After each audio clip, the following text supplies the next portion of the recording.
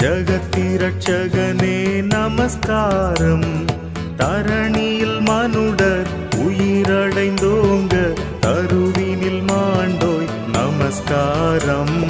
தரணியில் மனுடர் உயிரடைந்தோங்க தருவினில் மாண்டோய் நமஸ்காரம்.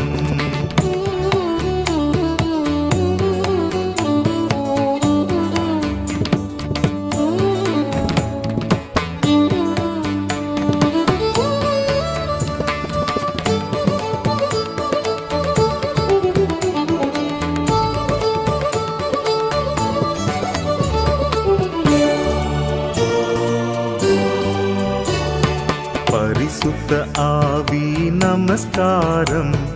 பரமசர் குருவே நமஸ்காரம். அருவியாய் அடியார் அகத்தினில் வசிக்கும் அரிய சித்தே சதா நமஸ்காரம். அருவியாய் அடியார் அகத்தினில் வசிக்கும் அரிய சித்தே சதா நமஸ்காரம்.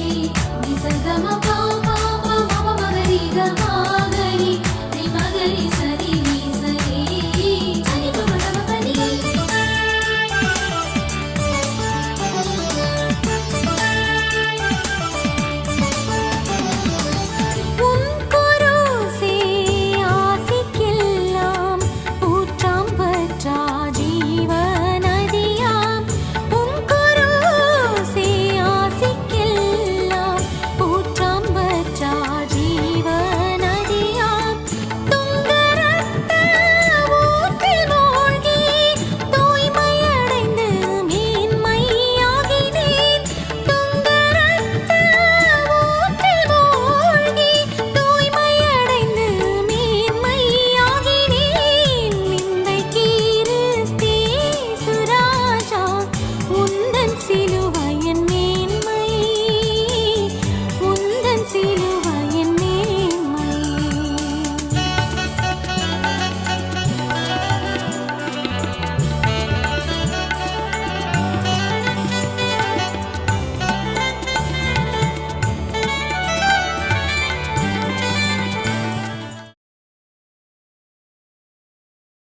கர்த்தருடைய பரிசுத்த நாமத்திற்கு மகிமை உண்டாவதாக. Go and tell somebody missionary இயக்கத்தின் சார்பாக உங்கள் யாவருக்கும் அன்பின் நல்வாழ்த்துக்களையும் ஆசீர்வாதங்களையும் சமாதானத்தை பகிர்ந்து கொள்கிறோம். உங்களுக்காக ஜெபிக்கிறோம். கர்த்தர் உங்களை வழி நடத்துவாராக. தொடர்ந்து எங்களுடைய ஊழியங்களுக்காக ஜெபியுங்கள்.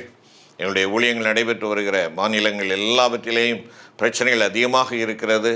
ஆனாலும் தேவனுடைய வல்லமை, தேவனுடைய பாதுகாப்பு பூரணமாக இருப்பதற்காக ஆண்டவரை துதிக்கிறோம், ஸ்தோத்திரிக்கிறோம். சில நெருக்கங்கள் காணப்படுகிறது. அந்த நெருக்கங்களிலேயும் ஆண்டவர் பரிபூர்ண விடுதலை கொடுக்கும்படியாக ஜெபிப்போம். அருமையானவர்களே, இந்த நாட்களிலே ஆண்டவருடைய கிருபை எங்களை தாங்கி வருகிறது. எங்களுக்காக ஜெபியுங்கள். இன்னும் ஏராளமான மிஷனரிகள் நியமிக்கப்பட வேண்டும். அஸ்ஸாமிலே உடனடியாக ஆட்கள் வேண்டும் என்று சொல்கிறார்கள். பீகாரிலேயும் நாம் கூடுதலான பணித்தளங்கள் திறந்திருக்கிறோம்.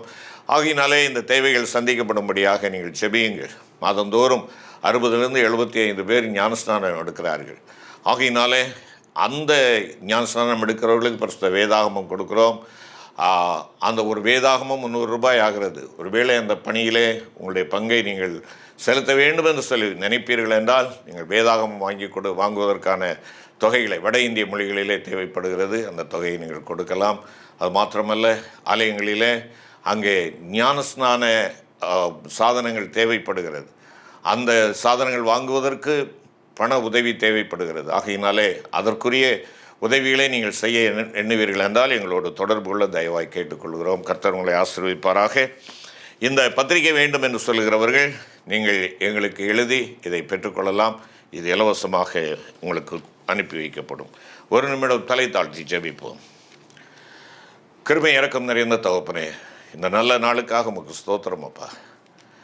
தேவனுடைய திருவார்த்தை இந்த நாளிலே கேட்டு தியானிக்கிற நாங்கள் உம்முடைய வார்த்தைக்கு கீழ்ப்படிய எங்களுக்கு அருள் தாரும். எங்கள் ஆண்டவர் இயேசு கிறிஸ்துவின் மூலமே வேண்டிக் கொள்கிறோம் நல்ல பிதாவே, ஆமேன். கிறிஸ்துவுக்கு பிரியமானவர்களே, இன்று இந்த ஆண்டினுடைய தபசு நாட்கள் தொடங்குகிறது. இன்று 18ஆம் தேதி, பிப்ரவரி 18ஆம் தேதி புதன்கிழமை நாம் சாம்பர் புதன் என்று சொல்லி திருச்சபையானது ஆசரிக்கிறது. இந்த சாம்பர் புதன்கிழமை நமக்கு நினைவூட்டுகின்ற காரியங்கள் பரிசுத்த வேதாகமத்திலே ஏராளமான அந்த உபவாசங்கள் இருப்பதை குறித்து நமக்கு நினைவூட்டுகின்றன. ஃபாஸ்டிங் என்று நாம் சொல்லுகின்றதான வேளையில் அது எப்படிப்பட்டதாக இருக்க வேண்டும் என்று சொல்லி பலவிதமான வியாக்கியானங்கள் கொடுக்கலாம். யூதர்களை பொறுத்தளவில் அவர்கள் அடிக்கடி இந்த உபவாசம் இருப்பார்கள். அதில் குறிப்பாக அவர்களுடைய பாரம்பரிய அந்த புத்தகத்தின் பிரகாரமாக நாம் பார்ப்போம் என்றால் ஆண்டுதோறும் 4 முக்கியமான உபவாசங்கள் அவர்களுக்கு உண்டு. 4 முறை கட்டாயமாக அவர்கள் உபவாசிக்க வேண்டும்.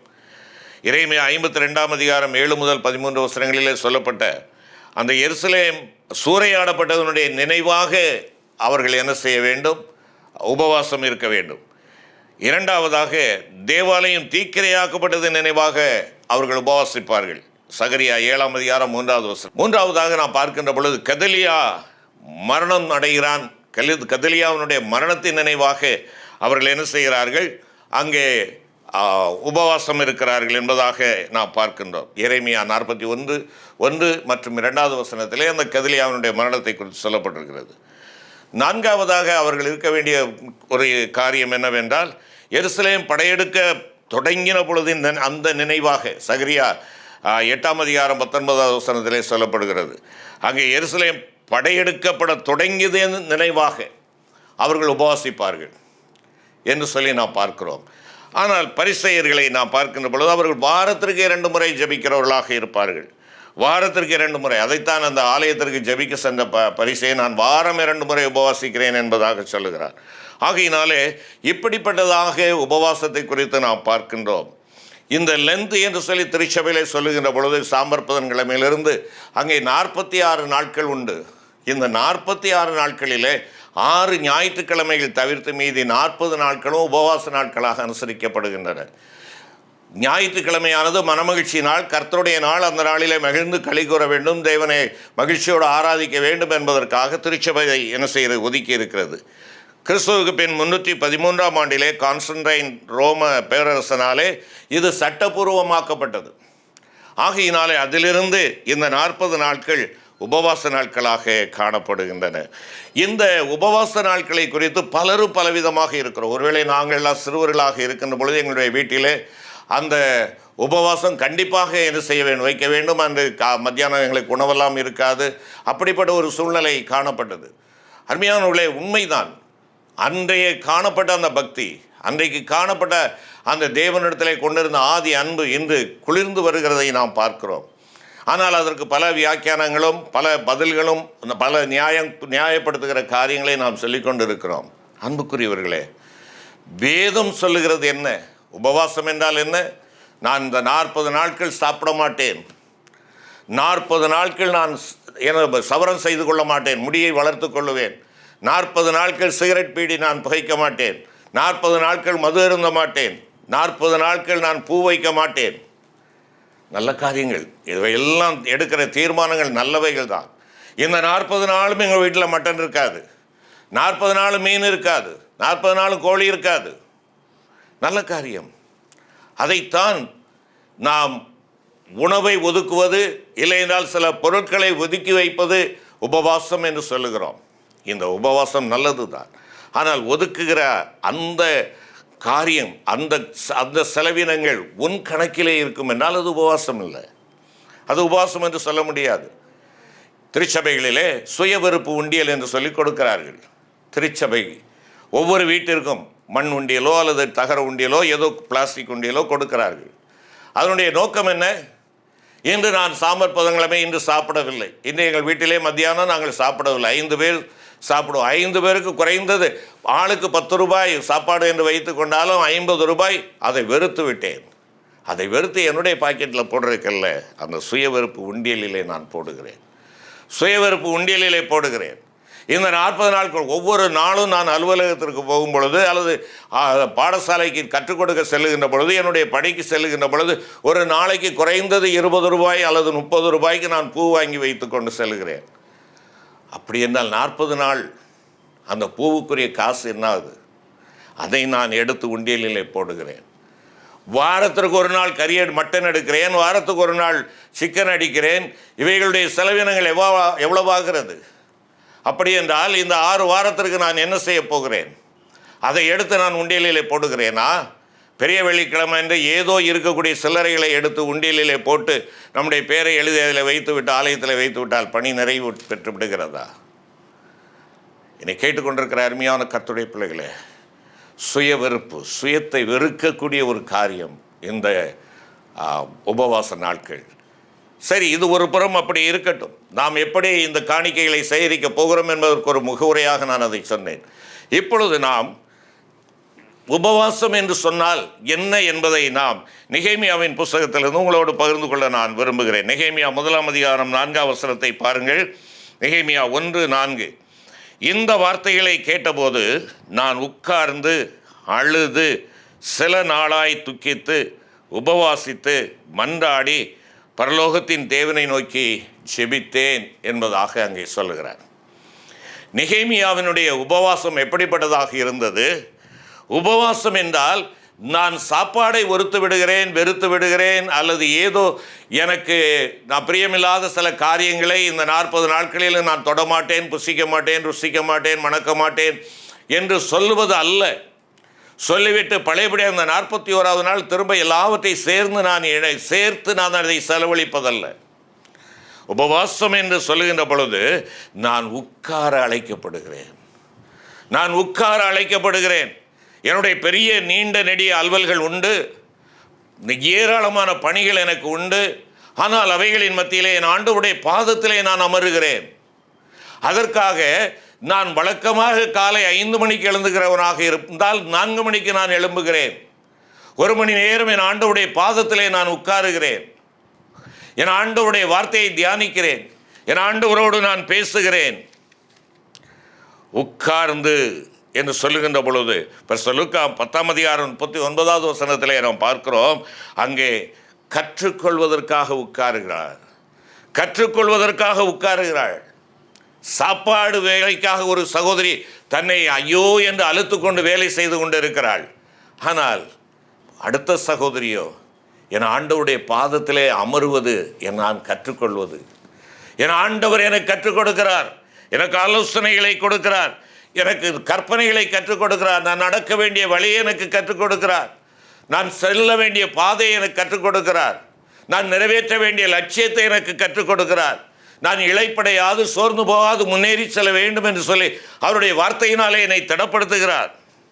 பிரியமான தேவனுடைய பிள்ளைகளே, இங்கே தன்னுடைய நகரம், தன் தேவனுடைய நகரம், அந்த நகரத்தினுடைய அலங்கம் இடிக்கப்பட்டு கிடக்கிறது, வாசல்கள் தீக்கிரையாக்கப்பட்டிருக்கின்றன. இந்த செய்தி அவனை வாட்டுகிற இந்த செய்தியினாலே உடனடியாக மனுஷயத்திலே அவன் செயல்படவில்லை. ஆண்டவருடைய சமூகத்திற்கு ஓடுகிறான், உபவாசிக்கிறான். உபவாசிப்பதற்கு முன்பாக அவன் எடுக்கின்ற காரியம் என்ன? உட்காருகிறான். தேவனுடைய பாதத்திலே உட்காருகிறான். ஆண்டவரே, நீர் எனக்கு கற்றுத்தாரும் அப்பா, நீர் எனக்கு சொல்லிக் கொடும். தேவ பிள்ளையே, உபவாச நாட்களிலே உபவாசம் என்று சொல்லிவிட்டு மற்ற நண்பர்கள் வீடுகளுக்கோ அல்லது பிறரை சந்திக்கின்ற பொழுதோ நான் சாப்பிட மாட்டேன், இன்றைக்கு உபவாசம் என்று சொல்லி நாம் செல்ஃப் அட்வர்டைஸ்மெண்ட் கொடுத்து கொண்டே இருக்கிறவர்களாக அல்ல, சாப்பாட்டை ஒதுக்கிவிட்டு என்னுடைய பணிக்கு இன்னும் ஆர்வம் காட்டுகிறவனாக, என்னுடைய வாய்க்கு இன்னும் வேலை கொடுக்கிறவனாக, வீணான வார்த்தைகள், வீணான கூட்டுறவுகள், வீணான நட்புகள், இவைகளுக்கு அதிக நேரம் கொடுக்கிறவனாக நான் இருப்பேன் என்றால் என்னுடைய உண்ணாவிரதம் அது ஒரு மாய்மாலமான ஒரு உண்ணாவிரதம், மாய்மாலமான உபவாசம். சாப்பாடை ஒதுக்குவது மாத்திரமல்ல, ஜீவ மன்னாவை புசிப்பதற்கு நாம் இடம் கொடுக்க வேண்டும். ஜீவ மன்னாவினால் நிரப்பப்படுவதற்கு நாம் இடம் கொடுக்க வேண்டும். கர்த்தருடைய வார்த்தையாகிய அந்த களங்கமில்லாத பால் நாம் ஒவ்வொருவரும் அருந்தும்படியாக அதற்கு இடம் கொடுக்க வேண்டும். உட்கார்ந்து ஆண்டவருடைய பாதத்திலே உட்காருகிறார். ஆறுதல் பெறுவதற்காக உட்காருகின்ற இடம் ஆண்டவருடைய பாதம்.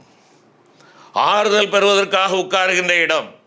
பரிசுத்த யோவான் எழுதின சுவிசேஷம் 11ஆம் அதிகாரம் 32வது வசனத்திலே பார்க்கிறோம். அங்கே ஆண்டவருடைய பாதத்திலே அவள் தன்னை ஒப்புக் கொடுக்கிறாள் என்று சொல்லி பார்க்கிறோம். ஆண்டவருடைய பாதத்திலே ஒப்புக் கொடுக்கிறாள். ஆண்டவரே, எனக்கு ஆறுதல் நீர்தான், என்னுடைய சகோதரன் இறந்து விட்டான், நான் எனக்கு வேறு வழி இல்லை, உம்முடைய பாதத்திலே அமர்ந்திருக்கிறேன் என்று சொல்லி அமர்ந்திருக்கிறவளாக அவள் காணப்படுகிறதை நாம் என்ன செய்கிறோம் பார்க்கிறோம். பரிசுத்த யோவான் எழுதின சுவிசேஷம் 11ஆம் அதிகாரம் 32வது வசனத்தை பாருங்கள். இயேசு இருந்த இடத்தில் மரியாள் வந்து அவரை கண்டவுடனே அவர் பாதத்தில் விழுந்து, ஆண்டவரே, நீர் இங்கே இருந்தீரானால் என் சகோதரன் மரிக்க மாட்டான் என்று சொல்லுகிறார். ஆண்டவருடைய பாதத்திலே விழுந்து ஆண்டவருடைய பாதத்தை பற்றி கொள்ளுகிறாள். ஆண்டவரே, எனக்கு இருந்த சகோதரன் எடுபட்டு போனான், எனக்கு ஆறுதல் நீர் மாத்திரம்தான், உம்முடைய பாதத்திலிருந்து நான் கற்றுக்கொண்டேன், ஆலோசனை பெற்றுக்கொண்டேன், இப்பொழுது உம்முடைய பாதத்திலே நான் சரணடைகிறேன். ஆண்டவரே, எனக்கு நீர் ஆறுதலை கட்டளையிட்டருளும், எனக்கு நீர் ஆறுதலை கட்டளையிட்டருளும். பிரியமான கர்த்தருடைய பிள்ளைகளே, அது ஆண்டவருடைய பாதம் எனக்கு ஆலோசனையின் பாதமாக மாத்திரமல்ல, எனக்கு ஆறுதல் கொடுக்கக்கூடிய ஒரு பாதமாக இருக்கிறது. அவருடைய பாதத்திலே அமர்வது எவ்வளவு ஆசீர்வாதமான ஒரு காரியம். அது மாத்திரமல்ல, மார்க் 14:9, இந்த சுவிசேஷம் உலகத்தில் எங்கெங்கு பிரசங்கிக்கப்படுமோ அங்கெங்கே இவளை நினைப்பதற்காக இவள் செய்ததும் சொல்லப்படும் என்று மெய்யாகவே உங்களுக்கு சொல்லுகிறேன். யார்? இங்கே ஆண்டவருடைய பாதத்திலே தைலாபிஷேகம் பண்ணின இந்த பெண்மணி, ஆண்டவருடைய பாதத்திலே வந்தவள், ஆண்டவருடைய பாதத்திலே முத்தமிட்டவள், ஆண்டவருடைய பாதத்தை கண்ணீராலே கழுவினவள், ஆண்டவருடைய பாதத்தை விலையேறப்பட்ட தைலத்தால் அபிஷேகம் பண்ணினவள். ஆம், அவள் செய்தவைகள், அவளுடைய சேவைகள் இந்த உலகத்திலே சுவிசேஷம் அறிவிக்கப்படும் காலம் மட்டுமாக அது பிரசாவப்படும் என்று ஆண்டவர் சொல்லுகிறார். அதுதாங்க உட்காருவது. உபவாச நாட்களிலே நான் உல்லாச பயணம் செல்வதல்ல, உபவாச நாட்களிலே நான் கூடி கூடி உட்கார்ந்து தவறான ஆலோசனைகளை பேசுகிறதல்ல, உபவாச நாட்களிலே நம்முடைய திருச்சபையினுடைய தேர்தல்களை குறித்து பேசுவதல்ல. அன்புக்குரிய தேவ பிள்ளைகளே, ஆண்டவருடைய பாதத்திலே அமர்ந்திருப்போம். அதிக நேரம் ஆண்டவருடைய பாதத்திலே செலவழிக்க வேண்டும்.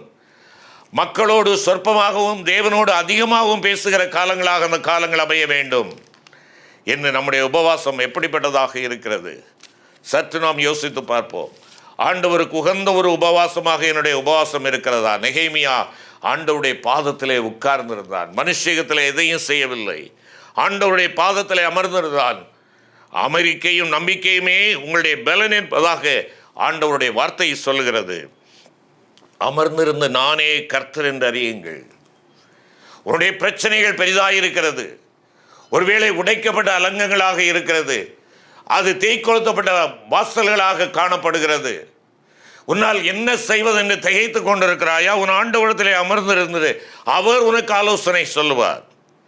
நானே கர்த்தர் என்று அறியுங்கள் என்பதாக சொல்லுகிறார்.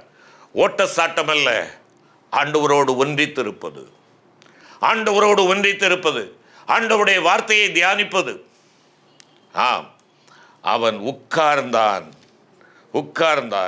இரண்டாவதாக நாம் பார்க்கின்ற பொழுது, நெகேமியாவினுடைய உபவாசத்திலே பார்க்கின்ற பொழுது உட்கார்ந்து அழுது என்று அங்கே சொல்லப்பட்டிருக்கிறது. அழுகிறான்.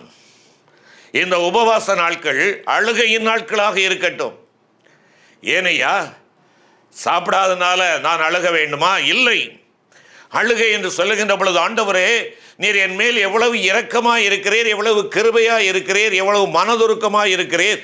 இந்த மனதுருக்கத்தை கிருபையையும் ஆண்டவரே நான் தூரந்தள்ளி நான் திரும்ப நான் விட்டு வந்த அதே காரியங்களுக்குள்ளாக, அதே பாவ பழக்க வழக்கங்களுக்குள்ளாக நான் செல்லுகிறேன்.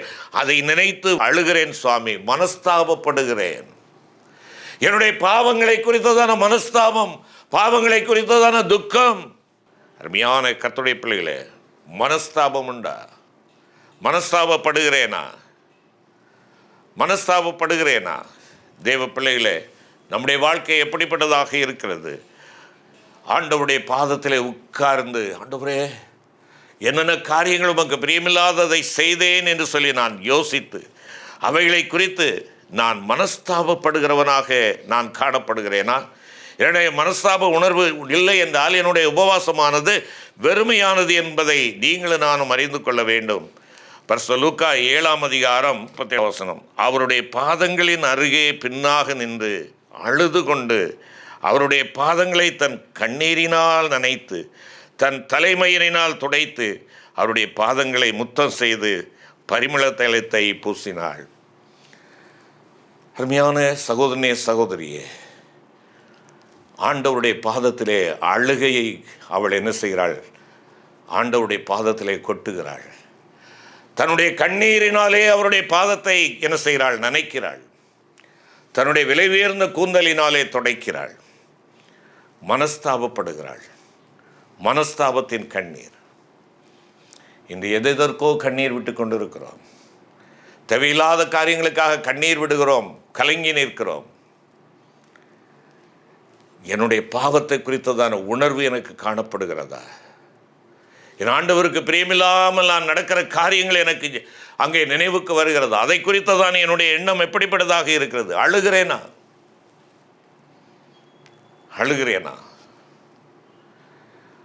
அழுகை, எல்லா அழுகையும் தேவனுக்கு உகந்த ஒரு அழுகையாக இருக்க முடியாது. ரூத்தின் புஸ்தகத்திலே பார்க்கிறோம், 1ஆவது அதிகாரத்திலே 3 பெண்மணிகள் அந்த நடு ரோட்டிலே நின்று அவர்கள் தீர்மானிக்கிறார்கள் எந்த பக்கம் செல்வது என்று சொல்லி. அந்த 3 பெண்மணிகளும் அழுகிறார்கள். மூவரும் அழுகிறார்கள். ஒருத்தியினுடைய அழுகை தற்காலிகமான இன்பத்தை குறித்ததாக இருக்கிறது. ஆகையினாலே மாமியாரை முத்தமிட்டு அவள் அழுதுவிட்டு என்ன செய்கிறாள்? சென்று விடுகிறாள். அதற்கப்புறமாக அவள் புத்தகத்தில் இடம்பெறவே இல்லை. பரிசுத்த வேதாகமத்தில் நகோமி அழுகிறாள். அந்த அழுகையை நான் எப்படி எண்ணி பார்க்கிறேன்? அவள் மறக்கப்பட்ட ஒரு நிலையில் இருப்பதை எண்ணி அழுகிறாள். அதைத்தான் அவள் அங்கே பெத்தேலுக்கு வருகின்ற பொழுது, அங்கே என்ன பெத்லெகேமுக்கு வருகின்ற பொழுது என்ன சொல்லுகிறாள்? நான் மறக்கப்பட்டு விட்டேன்.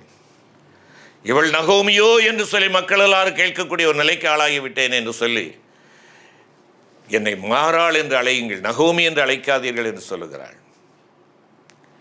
என் அன்பான கர்த்தருடைய பிள்ளைகளே, நீங்களும் நானும் ஆண்டவருடைய சமூகத்தில் நாம் சிந்துகிற கண்ணீர் எப்படிப்பட்டதாக இருக்கிறது? என்னுடைய செயலினாலே நான் இவ்வித தவறை இழைத்தேன். அதை உணராமல் அவள் என்ன செய்கிறாள்? அழுகிறாள். இப்பொழுதாவது எனக்கு இந்த மனஸ்தாபத்தினுடைய எண்ணம் எனக்கு வந்தது.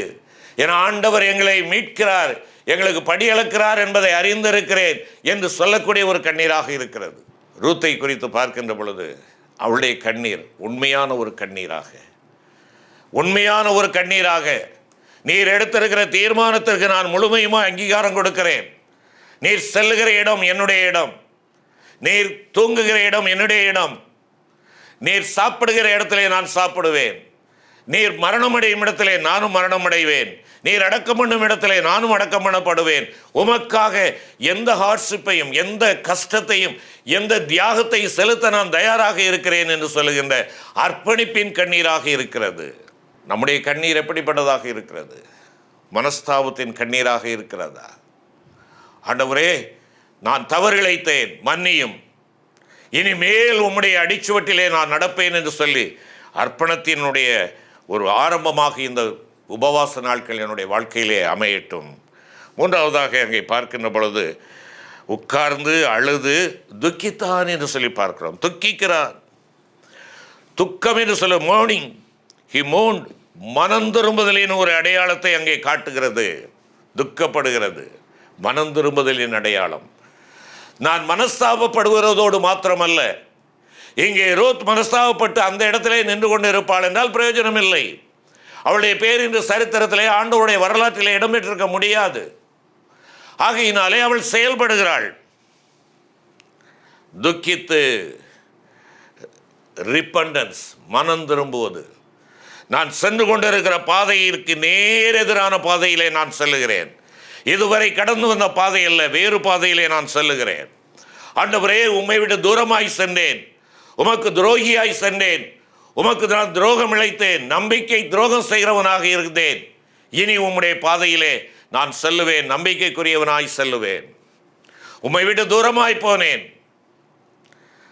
இப்பொழுது நான் மனஸ்தாபத்தோடும் மனம் திரும்புதலோடும் நான் வருகிறேன். இளையகுமாரன் அதைத்தான் செய்தான். தீர்மானம் எடுத்தான். நான் என் தகப்பனிடத்திற்கு போவேன் என்று தீர்மானம் எடுத்தவன் அந்த இடத்துல இருக்கவில்லை. நல்ல நாள் கிடைக்கட்டும், நல்ல நேரம் வரட்டும் என்று காத்திருக்கவில்லை. அந்த நேரமே எழுந்தவன் செல்லுகிறான்.